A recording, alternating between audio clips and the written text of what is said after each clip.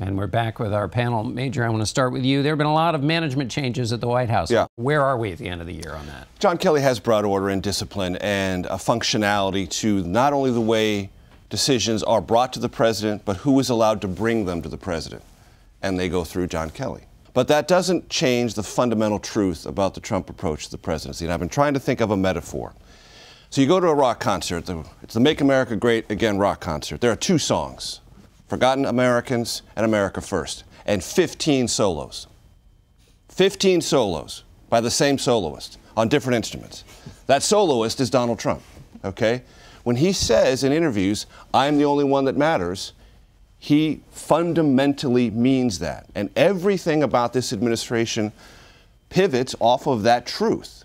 He is the central actor, the central soloist in everything.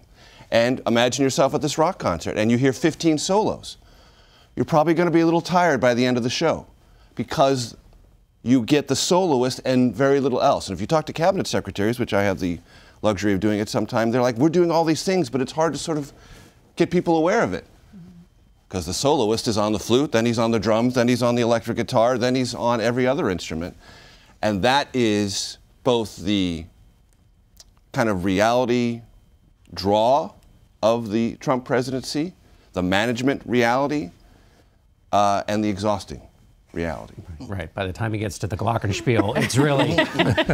Margaret, I want to just pivot right from that to the question of the Secretary of State, Rex Tillerson. Give us a sense of that powerful job. Is Rex Tillerson going to stay in it? What's his legacy? Major's right. There's only one star in this show, and everyone in that administration is keenly aware of it. In the past few weeks in particular, you've seen Secretary Tillerson be a bit more assertive. Particularly, you see this in this newly assertive position, perhaps in Ukraine, to open up this idea that we could express more support and actually provide lethal weaponry to the Ukrainians, which is a shot across the bow at Russia, which you've heard Tillerson say time and again, this is the one issue of Ukraine where we can't get past this to broker that broader deal with Russia. So I think you will continue to see him quietly move on that front, along with more sanctions on Russia, along with more assertive position, and also be more outspoken in the new year. But he clearly doesn't want to try to compete with the star in this show on the main stage. Right. We're going to see how long we can extend this metaphor.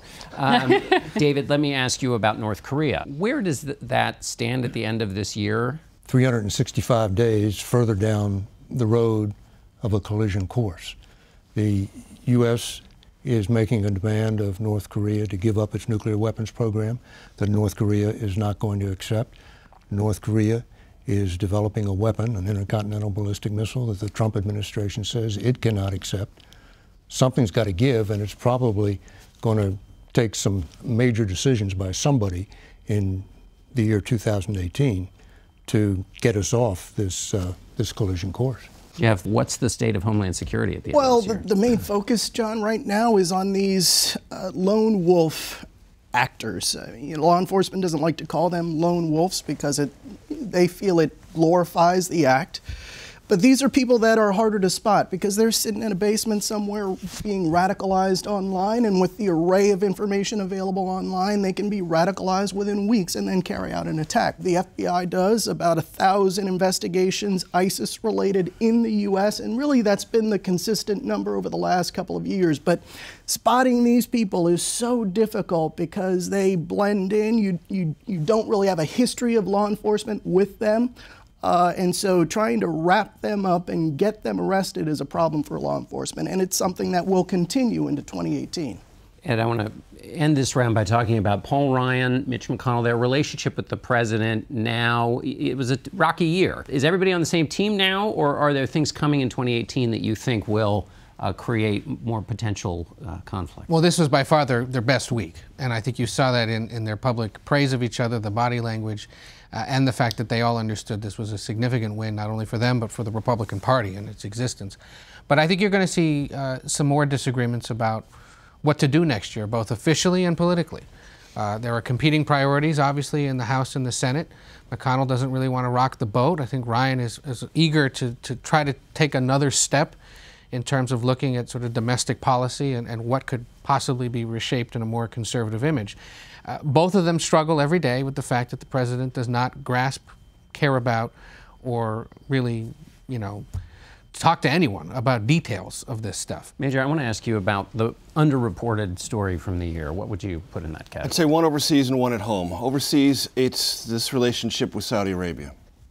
When I covered the Trump campaign, I did not imagine the very first stop he would make overseas would be Riyadh, considering his orientation to the Muslim world in general and the possible restoration, in the words of the Saudi kingdom, about Islam and taking on terrorism in a way that it didn't before could be a potentially far-reaching story. At home, I would say it's energy. This administration has a 20th century point of view on energy extraction and exploitation.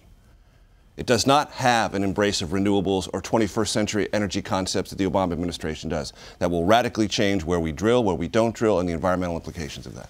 Margaret, what's your candidate for undercovered story? One thing I would highlight is what we're seeing in terms of the lost generation. This refugee crisis that was so focused on Syria has now continued, worsened, become a health epidemic, whether you're talking about conflict in Yemen, outbreak of cholera hitting thousands, whether you're looking at the Democratic Republic of the Congo, where UNICEF is predicting 400,000 children under the age of 5 could die. Because of these health risks, because of refugee crisis, issues of displacement and starvation. So whether it's Syria, Africa, throughout the Middle East, these issues the United States isn't talking about as much, isn't leading on, and is really only articulating in purely a homeland security point of view. But these things have consequences in years to come in terms of radicalization, in terms of risk, and in terms of simply health risks. David, what's been an undercovered story? Well, you heard Vice President Pence say we are rebuilding our military. Not so much.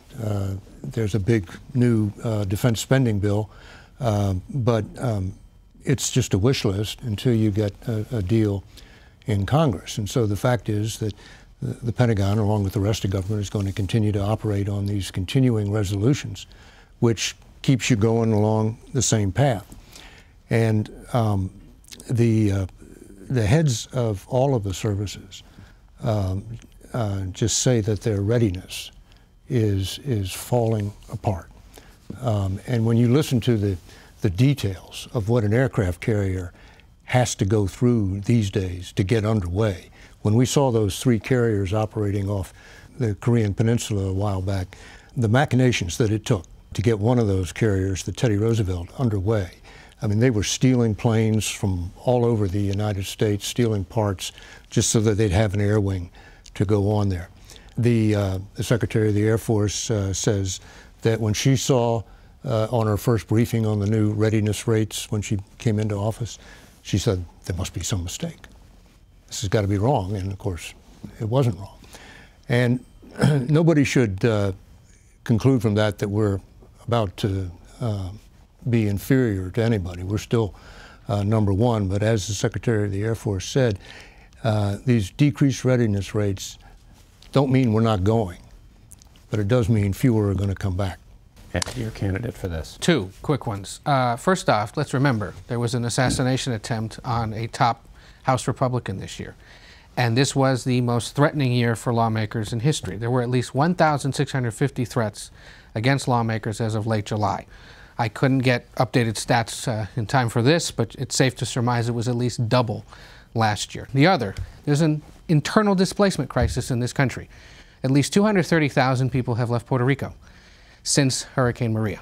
They are in Florida, Georgia, Texas, North Carolina, New York. They're going to reshape the politics of those states. But there's an island that needs to be rebuilt, and the United States didn't do it this year. I would agree. I think Puerto Rico is just what has happened there in the U.S. Virgin Islands, and the lack of focus on those issues there is big. That's not exactly my beat, but that's something that I'm interested in. But also, if you look at overseas, European officials were saying that they're not getting the outflow of ISIS fighters back into Europe that they were anticipating. I talked to top counterterrorism officials here in the U.S. who agreed with that. All right, prediction time.